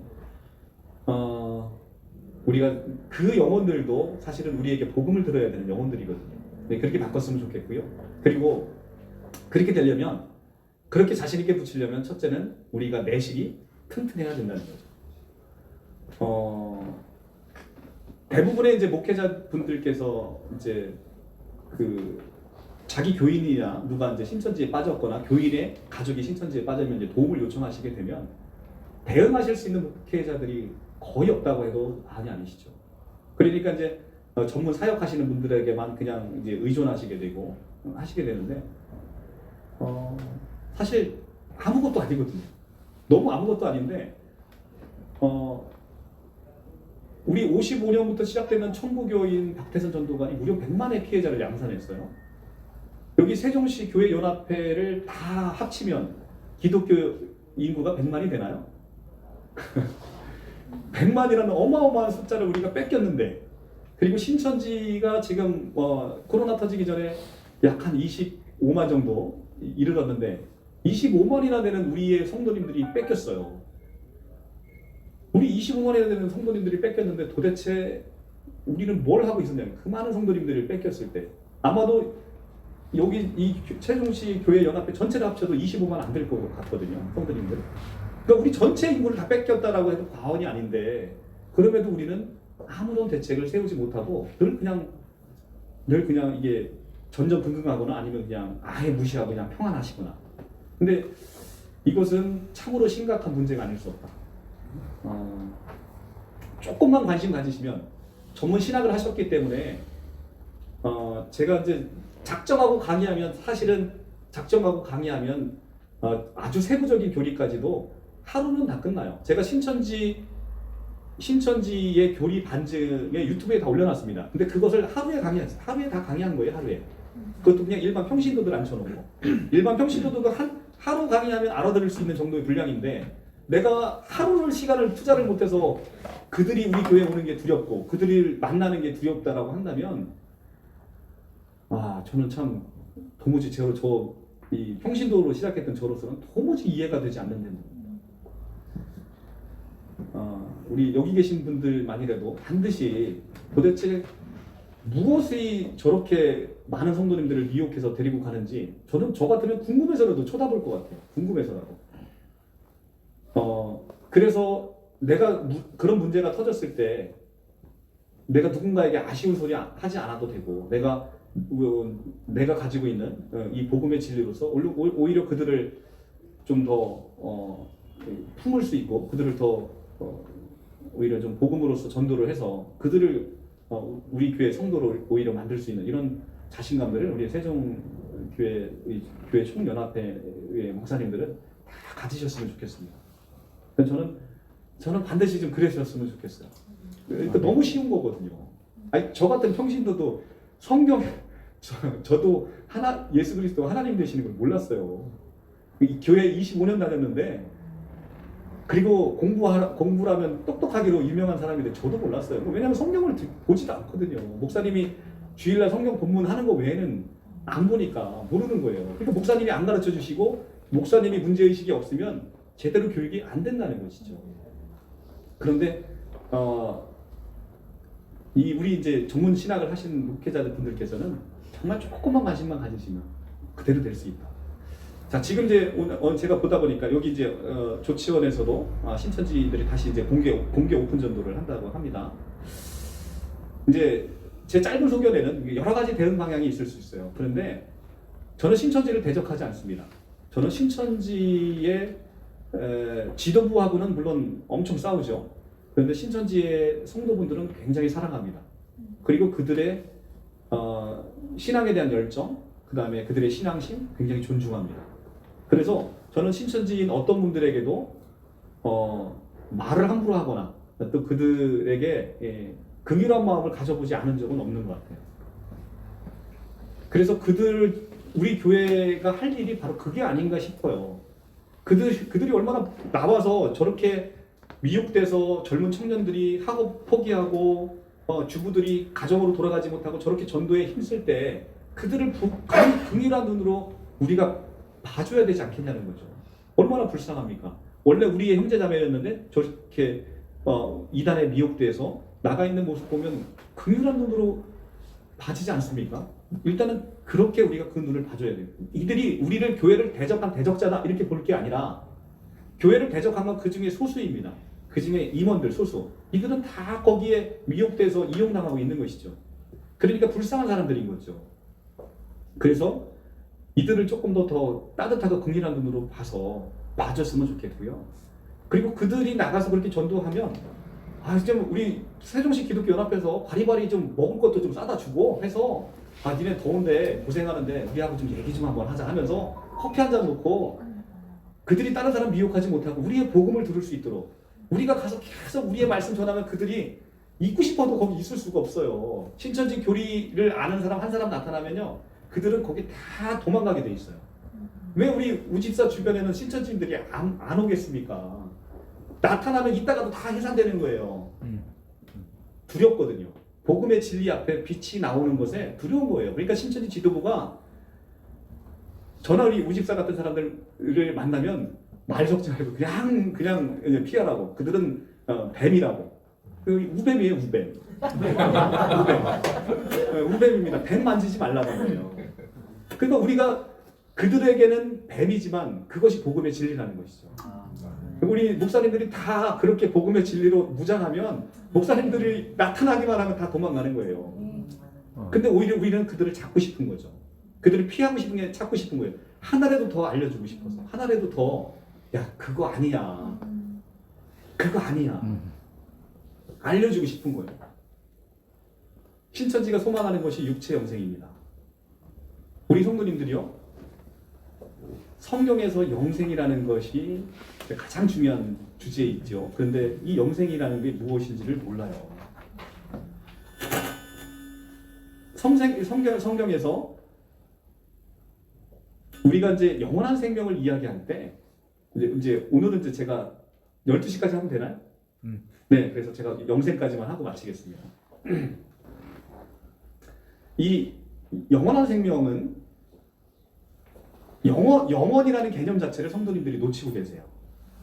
영원을 우리는 이제 시간 밖에를 경험해 보지 못하다 보니까 시간 안에서 그냥 길게 늘어져 있는 것 그리고 끝이 없는 그것을 영원이라고 생각해요. 그런데 성경에서의 영원이라는 개념은 다 알다시피 시간을 벗어나 있는 거잖아요. 하나님의 시간을 벗어나 있는 그것을 우리는 영원이라고 얘기하고 영원한 생명이라는 것은 우리가 갖고 있는 생명이 아니라 예수 생명인 것이고 그것은 하나님의 생명인 것이고 새 생명인 것이고 영원한 생명인 거잖아요. 그러니까 영원한 생명의 본질은 예수 생명인 것이고 예수 생명은 예수가 하나님인지라 그분이 가지고 있는 생명은 우리가 가지고 있는 이 푸스케와는 다른 영원한 생명, 조의 생명인데 이것에 대한 개념을 성도님들이 전혀 못 갖고 있다는 거예요. 그러니까 우리가 죽어서 영생한다라고 하면 그래 내가 가지고 있는 이 생명 하나님께서 부활시켜줘서 이제 이 생명 갖고 영원히 살 거야 라는 소망을 가지고 계신다는 거죠. 성도님들이. 그러니까 무슨 소리야? 왜 죽어서 그 생명을 누려? 이 땅에서 영원히 살 수 있는 거야. 너희 육체 영생할 거야 라고 이야기하는데 홀딱 미혹이 되는 거예요. 그러니까 이 영원한 생명을 모른다는 것은 영원한 생명의 본질인 예수가 누군지 모른다는 것이고 예수를 모르니까 예수 생명이 어떤 생명인지를 모르는 거예요. 예수님의 하나님 되심을 고백하지 못하니까 예수 생명이 하나님의 생명인 걸 모르는 거죠.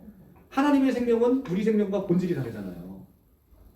원숭이와 나 같은 피조물인데 원숭이 생명과 내 생명 중에 내 생명이 더 우월하지 않습니까? 개미 생명과 내 생명 비교도 안 되잖아요. 같은 피조물끼리도 비교도 안 되는데 하물며 창조주의 생명과 피조물의 생명이 비교가 돼요? 안 되잖아요. 그런데 우리는 우리의 옛 생명은 죽고 우리 옛사람은 죽어버리고 우리가 부활할 때 예수께서 우리에게 새 생명으로 부활시켰다는 거죠. 그 새 생명이 예수 생명 아니겠습니까? 그러니까 우리는 본질이 완전히 바뀌어버렸다는 거죠. 새 사람 안에서 우리의 본질은 하나님의 아들인 거잖아요. 얼마나 놀라운 본질의 변화를 갖고 있냐는 거죠. 근데 신천지가 얘기하는 육체 영생, 지금 갖고 있는 생명 이 푸스대로 영원히 산다는 거예요. 본질의 변화가 아무것도 없잖아요. C.S. 루이스의 순전한 기독교에서 C.S. 루이스가 그런 얘기를 하죠. 너무나 놀라운 이 비유인데, 위대한 조각가가 있답니다. 위대한 조각가가 사람과 똑같이 만들어, 저랑 똑같이 생긴 거예요. 이렇게 서 있으니까 이 조각상이 난지 내가 난지를 모르는 거예요. 구별할 수 있는 건 움직이는 걸 보고 알 수 있는 거죠. 이 안에는 생명이 있는 거죠. 조각상에는 생명이 없어요. 그런데 어느 날 이 조각상이 하나님의 생명, 이 사람 생명이 너무나 이렇게 움직이고 사람과 이렇게 대화하고 이게 너무 부러운 거예요. 그래서 저 사람 생명을 갖고 싶은 거예요.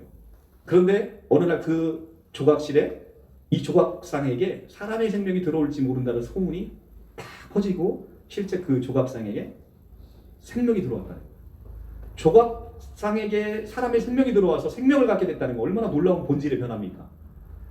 하물며 피조물과 피조물 사이에서도 이렇게 본질의 변화는 놀라운 것인데, 하물며 피조물인 인간이 하나님의 천지 창조하신 하나님의 생명을 갖게 되는 이 본질의 변화는 이건 엄청난 거잖아요. 그냥 조각상이 사람이 된 것보다, 원숭이가 사람 된 것보다 더 놀라운 기적이지 않습니까? 우리는 그 생명을 갖게 됐다는 것인데 영원한 생명의 개념을 모르는 거예요. 영원한 생명, 새 생명, 이걸 모르는 거예요. 그러니까 육체 영생이라는 건 아무런 본질의 변화 없는 그냥 인간이 갖고 있는 이 푸스케, 그리고 영원히 그냥 살게 되는 이런 생명을 뭐 누가, 이게 기독교는 그런 차원이 아니란 말이죠. 하나님의 아들로서의 진짜 하나님의 모든 신성과 모든 하나님의 머리 되심과 존귀와 위엄과 영광을 하나님의 아들 된 우리에게 그 생명에 담아서 함께 주신 그 생명인데, 그것을 놓치고 산다는 거죠, 우리가. 그렇기 때문에 이단에 미혹되고 있다는 것이죠. 그러니까 가장 기독교의 본질적인 요소에 대한 부분에 대한 기본적인 이해, 설교 이런 것들이 안 돼 있다는 거예요. 그래서 좀 많이 좀 안타까운 측면이 있고요. 이제 시간이 한 3분 정도 남아서 이제 한 조금만 더 말씀드리면, 그 다음에 이제 조직신학적으로 이제 좀 천국이라는 개념에서도 좀 안타까운 측면이 있어요. 우리가 이제 보통 우리가 구원받았다라고 할 때 에베소서 2장 8절의 말씀이 이제 대표적이고, 요한복음 5장 24절도 마찬가지지만, 우리가 그 은혜에 의하여 믿음으로 말미암아 구원을 받았습니다. 영어 성경으로 보면 시제가 명확하게 나오죠. 이 현재 완료 시제로 명확하게 나와 있습니다. 그러니까 우리의 구원은 이미 시간 안에서, 이 시간 안에 살고 있는 우리 입장에서 보게 되면 아직 나는 뭐 내가 구원을 받았는지 확신하지 못하지만, 하나님의 영원 차원에서 보게 되면 우리의 구원은 이미 예수 그리스도의 십자가에 죽으심과 부활하심으로 이미 우리에게 이루어진 사건으로 이야기를 하고 있고요. 물론 이제 각 교파에 따라서 약간씩의 구원론에 있어서 차이는 있습니다만, 이제 대부분의 성도님들이 이 천국이라는 개념, 마태복음에만 나오는 이 천국의 개념, 사실은 마태가 하나님의 나라라는 개념을 마태복음에서 천국으로 이제 개념을 조금 이제 유대인의 복음서이기 때문에 바꾼 것인데, 이 바실레이아라고 하는 하나님의 나라의 이 개념은 사실 어떻게 보면 통치 개념이 강한 것이거든요. 근데 이 통치 개념에서 우리가 흑암의 권세에서 건져내서 아들의 사랑의 나라로 옮겨져 있는 순간 우리의 모든 구원은 이미 예수 그리스도에 의해서 완성된 것인데요. 이 완성되어 있는 예수 그리스도, 이미 시작돼서 우리에게 구원을 주시는 이 예수 그리스도, 이 구원의 개념이 너무나 구원의 확신이 없어서 죽기 전까지도 이 죽음에 대한 두려움을 갖고 사는 거죠. 그래서 죽기 전에 목사님들 손 꼭 붙잡고, 신앙생활 오래 하신 권사님이 목사님 저 꼭 구원받아야 되는데 저 구원받을 수 있을까요? 이렇게 얘기하신다는 거죠. 안타까운 일이 아닐 수가 없는 거예요. 구원받은 백성이 모여서 하나님을 찬양하고 하나님을 영화롭게 하는 것이 교회 공동체인데, 그것이 참으로 안타까워요. 근데 사도 바울이 우리에게 그런 얘기를 하잖아요. 너희가 성전인 것과 너희가 하나님의 성령이 너희 안에 거하는 것을 알지 못하느냐. 고린도서 3장 16절에 이렇게 말씀하실 때, 저는 사실 그 성경에서 굉장히 은혜를 많이 받았어요. 우리가 성전인 것이라고 하는 것의 의미를, 우리가 성전이라는 것은 하나님은 거룩하시기 때문에 죄가 손톱만치라도 있는 곳에 거하실 수 없는 분이시잖아요. 근데 우리 안에 하나님이 거하신다는 것 자체는 예수 그리스도의 보혈이 발라져서 우리가 이미 깨끗하게 정결함을 입었다는 사실에 대한 선포이거든요. 아멘. 그러니까 사실은 우리가 하나님의 성령이 우리 안에 계시다는 것 증거 자체가 우리가 이미 깨끗하게 죄사함을 입어서 거룩하게 되었다라는 증거를 우리에게 보여주시고 성령으로 그것을 우리에게 인치신 것인데 우리 성도님들이 그걸 많이 놓치고 있다는 거죠. 그래서 제가 성도님들한테 물어봅니다. 그러면 성령이 우리 안에 있는 것은 어떻게 우리가 알 수 있습니까? 그것도 우리 사도 바울 선생님이 명확하게 알려주셨죠. 고린도전서 12장 3절에 누구든지 성령으로 아니하고는 예수를 주시라 할 수 없느니라. 여러분들 예수를 주시라 할 수 있습니까? 거기서 주라는 것은 피리오스, 여호와 되심을 고백한다는 거죠. 예수 그리스도를 여호와 되심으로 고백하십니까? 고백한다라고 하면 여러분 안에 성령이 있고 성령이 여러분 안에 있다는 것은 이미 여러분이 거룩하게 됐다는 것이고 거룩하게 됐다는 것은 이미 여러분들이 구원받았다라는 성령의 인치심의 증거다라는 것에 대한 것의 선포를 조금 많이 우리 성도님들이 그런 선포를 많이 못 받으신 것 같다라는 느낌이 들어요. 그러니까 구원의 확신이 없으니까 우리 교회 목사님의 말씀은 좀 뭔가 부족한 것 같아요. 그러니까 자꾸 이 교회 또 한번 가보시고 또 저 교회 가면 또 여기는 뭐가 아닌 것 같아요. 또 여기에 가보시고 여기 기우 저기 기우 타다가 이렇게 비유풀이하는 놀라운 말씀이 여기 계셨네 하면서 신천지에게 싹 끌려가네요. 너무나 이게 안타까운 이야기가 아닐 수가 없습니다. 이단들이 제가 이제 신천지뿐만 아니라 하나님의 교회도 그렇고 많은 이단들의 연구를 이제 종합적으로 해봤는데요. 이단들이 미혹하는 성구는 불과 글쎄요 한 50여 개도 안 되는 것 같아요. 이단들이 미혹하는 성구. 이것을 우리가 선제적으로 설교해 줄 필요가 있어요. 예를 들면 창세기 1장 26절에 가면 하나님께서 천지를 창조하실 때 우리가 우리의 모양대로 우리의 형상을 따라 사람을 만들자 할 때 하나님이 우리로 나오네 복수로 나오네. 근데 성도님들이 이걸 주의 깊게 보지 못하니까 봐봐 하나님은 복수로 계신 거야. 그 밑에 봐봐 뭐라고 돼 있어. 하나님의 형상을 따라서 남자와 여자를 만들었다고 하잖아. 그러니까 하나님은 남자 하나님이 계신 거고 여자 하나님이 계신 거야 라고 하는 안상홍 증인의 미혹교리. 우리는 그 엘로힘 우리라는 복수가 삼위일체 근거 규정이잖아요. 근데 삼위일체 근거 규정인 그것에 대한 설교가 없으니 여자 하나님 남자 하나님이 나와도 성도님들이 이 말씀 기가 막히네 하면서 아멘하고 이렇게 간다는 거죠. 우리가 먼저 이단들이 미혹하는 성경의 포인트를 찾아서 그것을 선제적인 설교를 해줄 수 있는 것, 이런 것들이 교회 연합회들이 모여서 이런 것들을 교회 연합회가 해야 되는 거 아니냐는 거죠. 아멘. 그렇죠. 왜 저는 제가 밥 벌어 먹고 살기도 어려운 사람이에요. 제가 왜 어디 가서 다녀도 제가 이 다 자비량으로 모든 게 다 해야 되는 상황이고 뭐 하는데 왜 저 같은 사람한테 이 일을 교회가 저한테 시키냔 말이에요. 교회가 해야 되는 일이라는 거예요, 이게. 그죠? 교회 공동체, 우리 목회자분들이 하셔야 되는 일들을 저 같은 평신도들이 하게 만들었던 게 한국교회의 현실이었다는 거죠. 그래서 이렇게 귀한 시간 내주셔서 우리 세종 연합회 차원에서 제가 온 거는 세종이 처음이었습니다. 연합회 차원에서는 다음에 우리 수원노회 합심 측에서 다음 주 화요일 날 있는데 그게 두 번째가 되고 원래 그게 처음으로 예정돼 있었는데 사실은 우리 목사님이 새치기 하셨어요. 새치기를 하셔서 그 앞으로 시간 당겼는데 저한테도 굉장히 의미가 있는 연합회에서의 초청 강의가 아닐 수가 없습니다. 하여튼 제가 너무 강하게 말씀해서 또 혹시나 이렇게 상처받은 우리 목사님들 상처받으셨다면 주 예수의 그 넓으신 그 은혜와 사랑으로 좀 이해해 주시고요.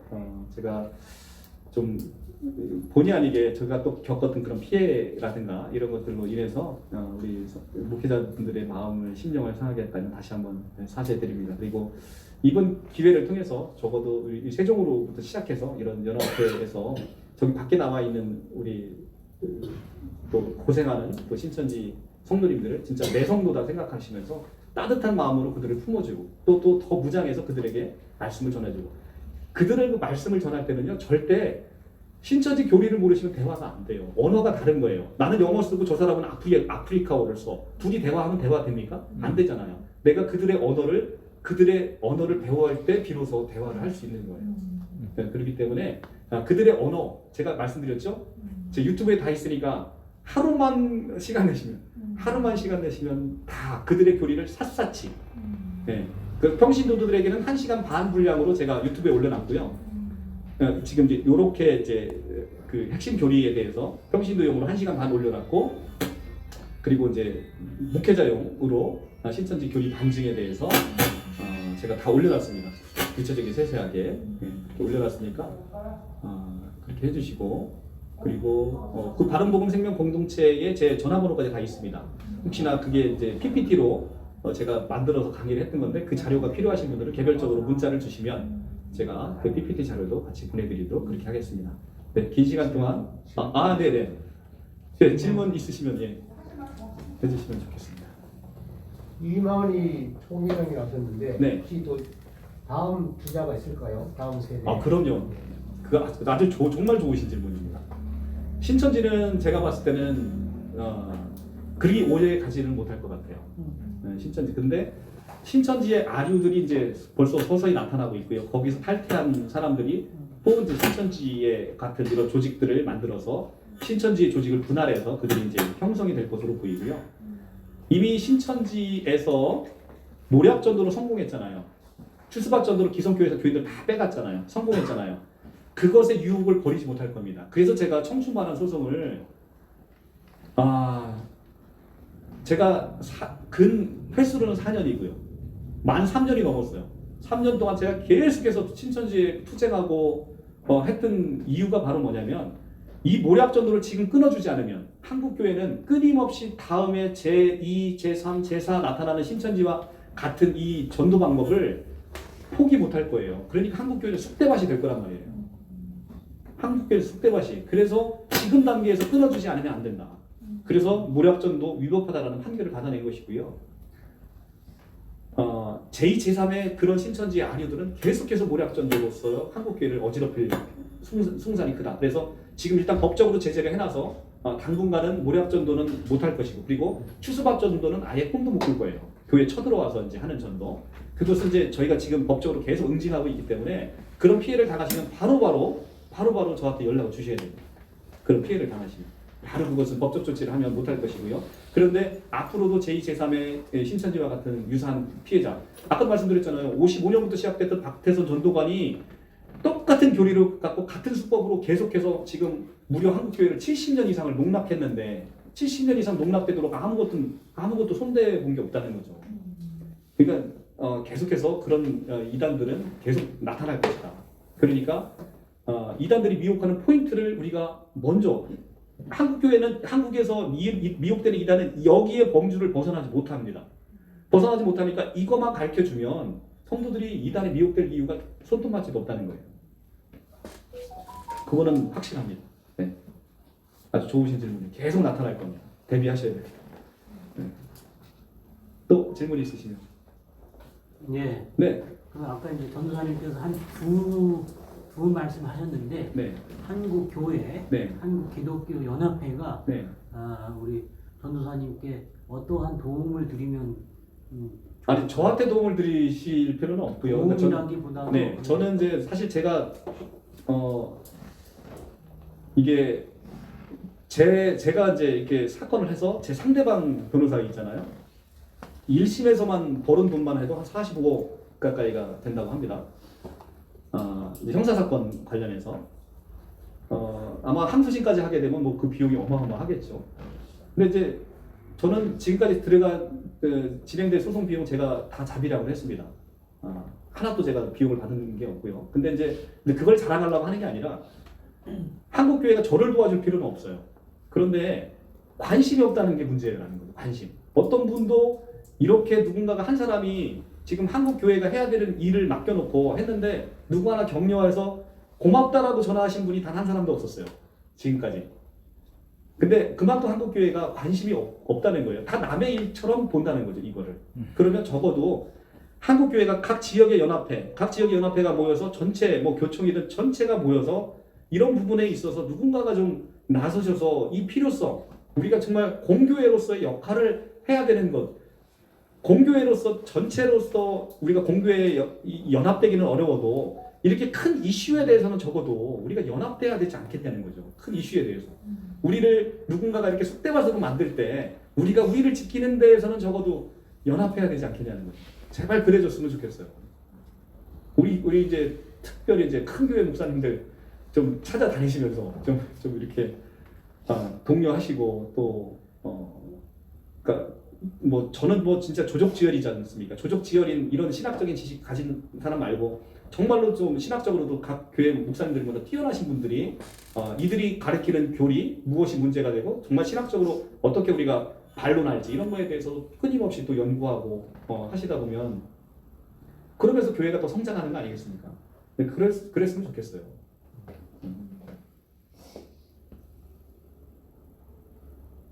우리 백정 강도사님께서 꼭 그 일을 좀 해주셨으면 좋겠습니다. 네. 네, 또 네. 오늘 제일 열심히 강의 들으신 목사님이신 것 같은데 네. 특별한 질문 없으신가요? 네, 네, 네. 네, 이제 어쨌든 뭐 오늘 부족한 강의 이렇게 정말 장시간 시청해 주셔서 너무 감사하고요. 정말 우리 조치원 세종시 우리 교회 연합회를 통해서 뭐 큰 일이 이제 다시 이렇게 이뤄서 예. 연합회가 도와줄 일이 없다고 하는데 네, 제가 생각할 때는 이런 모임을 만들고 네. 전도사님을 초대하는 일이 돕는 일이 아닌가 싶은데요. 아니요, 뭐 저는 안 불러주시면 안 불러주시면 좋습니다. 왜냐하면 근데 지금은 사실은 현실적 필요 때문에 이제 제가 가서 말씀을 전해드릴 필요는 있죠. 그런데 이제 그 사역을 제가 마다하는 건 아니고요.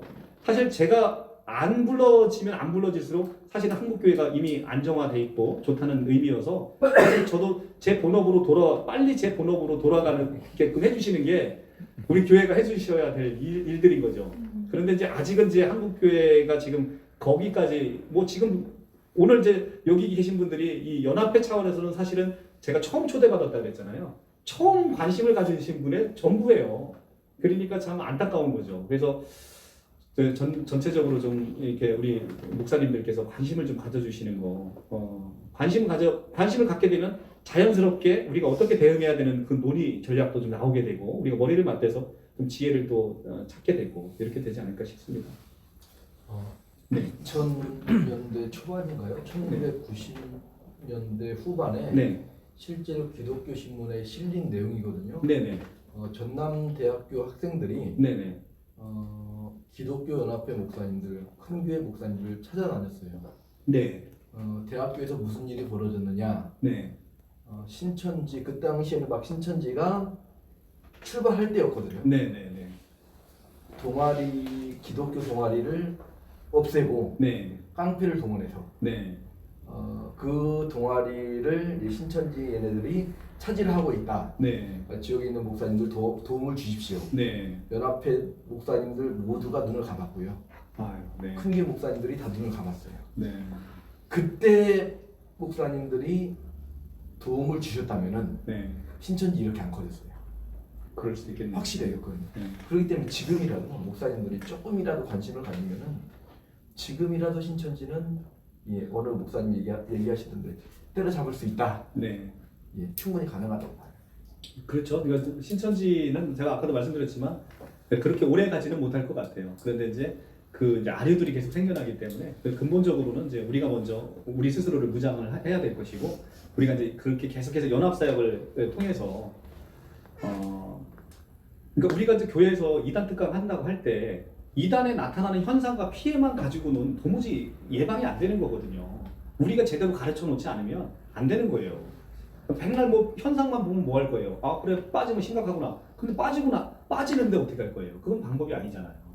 그러니까 정말 제대로 이단에 대해서 이단 경계주의를 해서 그냥 형식으로만 이렇게 하실 게 아니라 실제로 그들이 뭘 주장하는지를 알아야 될 거 아니겠습니까? 남이 주장하는 걸 모르는데 우리가 공격을 할 수 있어요? 그건 불가능하지 않습니까?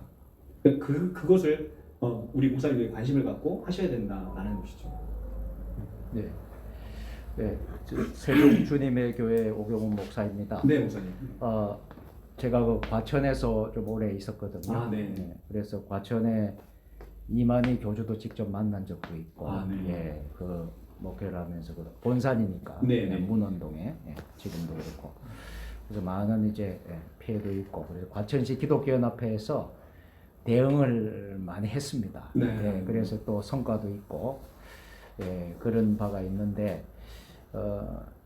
지금 우리 이제 목회자들이 예, 사실은 참 이제 본질적인 오늘 말씀해준 그 부분을 설교도 하고 해야 되는데 터치를 못하는 게 문제가 아닌가. 네, 예, 예, 네. 그거 갖고 교단 차원에서도 뭐 이단 경계주의라는 게 1년에 네. 한 번씩 있어요. 네, 네, 있습니다. 그때만 한번 네. 이야기하고 네. 그 이후에는 52주 네. 전혀 다루지를 않아요. 네. 이단에 대한 뭐 설교나 이런 걸 다루지를 않아요. 네. 저는 여기에 문제가 있지 않는가. 맞습니다. 예. 우리가 이 지피지기면 백정백승이라 했는데 너무 아, 네. 모르는 거예요. 네, 맞습니다. 목사가 또 말을 안 하는 거예요. 네. 그래서 한국 교회 이제 목회자들이 이 바뀌지 않으면 예. 네. 뭐 평신도가 뭘 이야기를 하겠습니까? 맞습니다. 예, 그 문제인 것 같습니다. 맞습니다. 예. 오늘 강의의 예. 핵심을 정확하게 요약해 주셨습니다. 그러니까 정말로 그런 것들이 필요한 것이죠. 그리고 제가 이제 평신도 입장에서 이제 신학을 공부하고 이단을 공부해 보니까요. 이단을 공부할 때 오는 유익이 있습니다. 그게 뭐냐면 내 것만 보니까 내 것이 얼마나 위대하고 소중한지 몰라요. 근데 이단의 이 사악한 교리들하고 비교해서 보니까 복음이 진짜 반짝반짝 빛나는 너무 은혜가 되는 거예요. 그러니까 전혀 몰랐던 것이 보이는 거예요.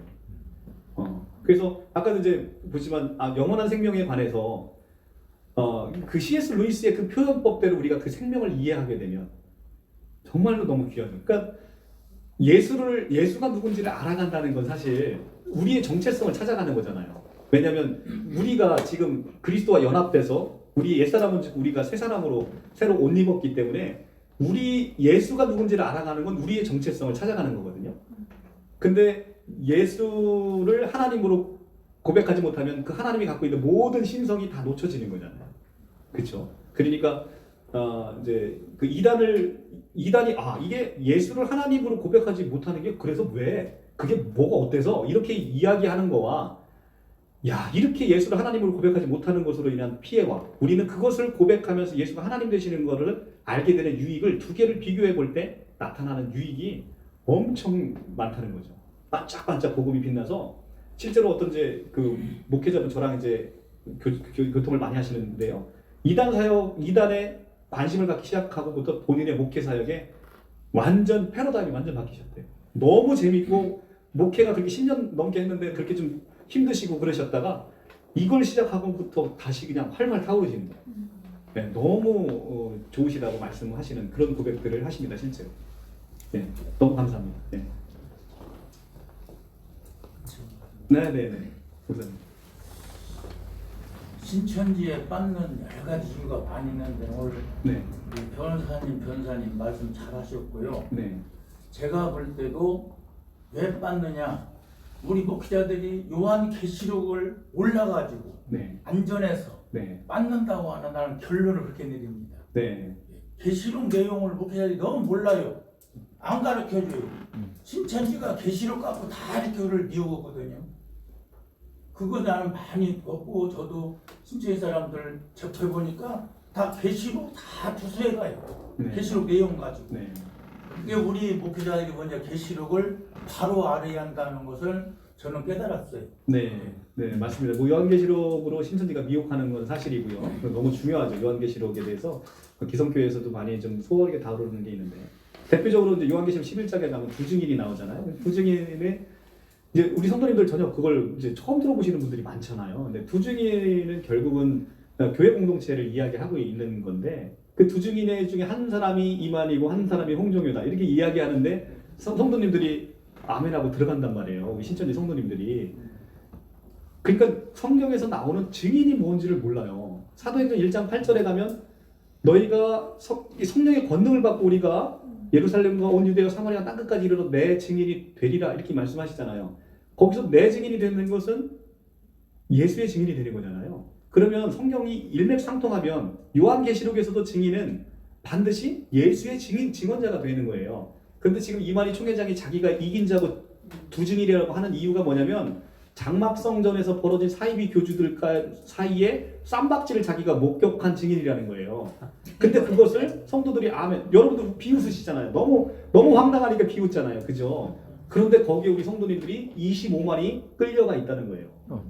두 증인이 뭔지를 몰라서 24 장로가 뭔지 몰라서 그 다음에 흰무리와 14만 4천 명이 14만 4천이 실제 수라고 가리키는 이 허무맹랑한 원어 성경을 한 번도 본 적이 없는 그러니까 그런 것에서 오는 미혹이 이제 우리 목회자분들께서 하셔야 되는 이런 아주 중요한 것이고 요한계시록뿐만 아니라 이제 전반적으로 이제 그들이 미혹하는 그 포인트들 아까 제가 했지만 성구가 많아봐야 한 50개 정도 되거든요.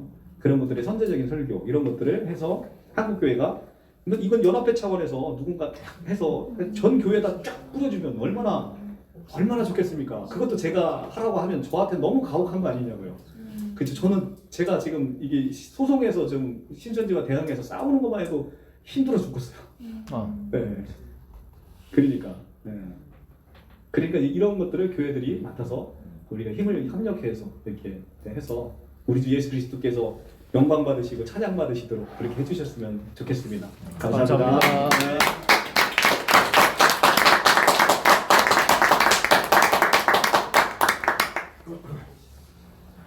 저는 그 조치원 기독교연합회 대표회장 현수돈 목사입니다. 이 지역에 신천지가 극성을 부리고 또 타 지역에도 많이 극성을 부려서 제가 올 초부터 우리 그 강수사님 통해서 우리 홍정갑 우리 전사님 변호사님을 계속해서 이렇게 세미나 일정을 조율하던 도중에 선거는 끝나고 하자. 그래서 이제 이 날짜를 잡았고 또 우리 여러 목사님들이 또 이렇게 협력을 해주셔서 하게 됐는데 참 잘했다 그런 생각이 듭니다. 왜냐하면 주의 종들은 거룩한 분노가 있어야 돼요. 영혼에 대한 거룩한 분노 없이 그들이 잘못되는 것을 그저 간과하는 것은 절대로 목회자가 할 일이 아니에요. 지역 안에 한 영혼이라도 잘못되면 그걸 아파하고 어떻게 하면 해결할 수 있는 방안을 모색하고 해야 되는 겁니다. 그래서 우리 오늘 강의를 뭐 짧지만 한 2시간 했으면 좋겠는데 너무 짧게 하셨어요. 그러나 우리 연합회가 지역에 있는 교회들 목사님들 모여서 우리 전사님 그 사이트에 있는 것도 좀 여기서 영상으로 좀 같이 보고 또 말씀도 좀 뽑고 그래서 대응할 수 있는 대응책을 우리가 좀 만들고 하면 참 좋겠다. 이런 일들이 저희 세종시에 처음 이 집회를 통해서 다른 지역도 좀 많이 퍼져가면 좋겠다. 그래서 제가 군포시 기독교연합회나 또 다른 지역연합회에 저희가 공문을 만들어서 저희 목사님들에게 띄웠던 내용을 다 보내줬어요. 그래서 우리 홍정갑 우리 전사님 바쁘시게 생겼는데 그 연합회에도 이런 세미나를 좀 해라. 그래서 지역에 절대로 신천지나 또 이단들이 득세하지 못하도록 지역을 성시화할 수 있도록 그렇게 제가 퍼나르고 또 전화해서 또 직접 만나서 타 지역의 연합회 회장님에게 부탁도 하고 그렇게 있는 중에 있습니다. 그래서 여러분들이 우리 특별히 귀한 사역을 감당하는 우리 전사님이 정말 지치지 않도록 기도해 주시고 또 하실 수만 있으면 또 후원도 좀 해주시고 그래서 이 귀한 사역을 서로 함께 잘할 수 있도록 그렇게 협력을 하면 좋을 것 같습니다. 그래서 오늘 저희가 뭐 귀한 것 대접은 못하지만 오셨는데 식사는 대접을 해야 될 것 같고 또 다른 지역에 또 오신 목사님들 또 계시고 해서 저희가 미리 식당은 예약이 되어 있습니다. 여기서 멀지 않는 곳인데 우리 총무 목사님이 이렇게 좀 알려주시고 우리 부회장님 좀 알려주시고 또 우리 정경 회장님 또 좀 알려주시고 또 우리 사무총장님 좀 알려주시고 해서 여기서 그렇게 아주 멀지는 않고 가까우니까 함께 가서 식사를 하고 가시면 손님 대접이 시원찮아서 참 죄송한데 그래도 가서 함께 식사를 하면 좋을 것 같고요. 우리 마무리 기도를 세종시 교회 총연합회 우리 수석 공동회장이신 조광수 목사님께서 나오셔서 한번 마무리 기도해 주시고 그리고 식당으로 이동해서 식사하도록 그렇게 하면 좋겠습니다. 예. 식사 기도까지 좀 같이 해주시고. 예, 식사 기도까지. 네. 하나님 아버지 감사합니다. 저희들 하나님 특별히 사랑해 주셔서 구원해 주시고 또 교회를 섬길 수 있도록 도우신 하나님 감사합니다. 오늘 하나님 우리 강사님을 통해서 귀한 하늘 말씀을 받았습니다. 저희들이 정말 이단의 그들의 교리를 알고 배우고 저희들이 그들을 불쌍히 여기고 그들을 돌이켜서 다시 하나님의 백성을 만들어 주는데 하나님 저희들 연합하지 못하고 그렇게 하지 못했습니다. 하나님 저희들을 이제 도와주셔서 그들의 교리와 사상을 잘 배워서 그들을 품고 돌이켜서 그들도 하나님의 백성을 만들어서 하나님을 기쁘게 할 수 있도록 도와주옵소서. 특별히 이 세종시 아버지. 조치원기독교연합회가 주최하시고 또 하나님이여 세종시 교회총연합회에서 주관하셔서 이렇게 하시는 우리 임원 목사님들 부장님과 모든 임원 목사님들 붙잡아 주시고 하나님 성령 충만 주셔서 하나님 이 연합회를 잘 이끌어 나갈 수 있도록 도와주옵소서. 하나님 모든 섬기는 교회마다 하나님 이단들이 와서 다 회개하고 돌이켜서 교회들이 부흥되는 놀라운 역사가 일어나게 하여 주옵소서. 하나님 이렇게 연합해서도 귀한 시간을 대접합니다. 대접하는 성결의 복을 주셔서 하나님 연합회가 날마다 부흥할 수 있도록 도와주시고 교회를 섬기는데 부족을 먹게 하시고 먹는 저희들에게는 건강을 주셔서 거기 하나님께 영광 돌리도록 은총을 베풀어 주옵소서. 예수님의 이름으로 기도드립니다. 아멘. 예, 감사하고요. 저희가 이동할 식당은 조천 가든이라고 있는데